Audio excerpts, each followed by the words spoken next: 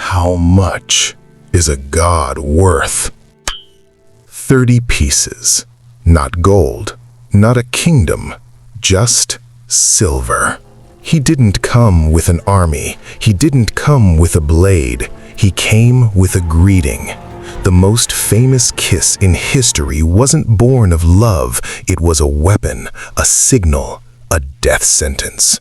It was the night the stars wept and the Creator was sold for the price of a slave. The shadow began in the heart long before it reached the garden. Judas Iscariot, one of the chosen, a man who had seen the blind see and the dead walk, allowed a seed of darkness to choke the light. In the halls of the high priests, the deal was struck. 30 shekels, the weight of a soul. Then came the room of the mystical supper. The air was thick with the scent of unleavened bread and the coming storm. The master took the cup, but his spirit was troubled. He looked upon the 12 and spoke the words that shattered the silence.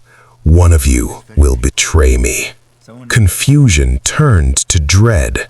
"Lord, is it I?" Jesus dipped the bread and handed it to the son of perdition. "That thou doest, do quickly." Judas stepped out into the night, and the scripture says, it was night, a night that would never truly end for the man with the silver. In the Garden of Gethsemane, the olive press of the soul, the Son of Man fell upon his face. The world slept, but the Creator bled. Great drops of blood fell to the cold earth as he prayed, "Father, if it be possible, let this cup pass from me." But the cup was not to be removed. It was to be drained. He heard them before he saw them, the heavy rhythmic boots of Roman boots, the clanking of iron armor, the crackle of torches through the ancient trees. He did not run, he did not hide, he stood in the path of the storm. The darkness erupted into fire. A multitude arrived with swords and staves, led by the one who called him friend. Judas stepped forward. The signal was a kiss, the ultimate inversion of love.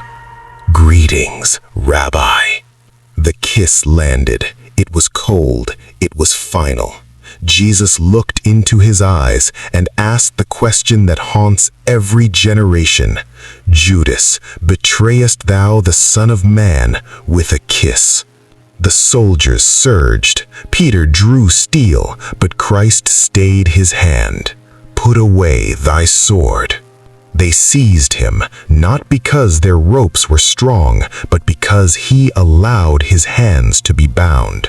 When he spoke his name, "I am," the legions fell backward to the ground.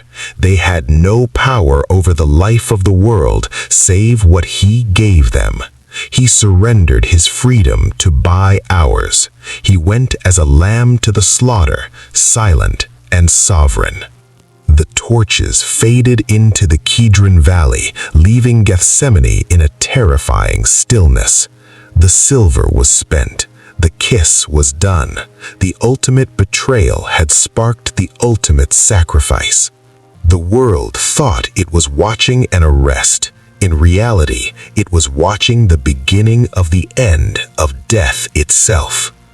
A kiss, the price of a god, and the world changed forever.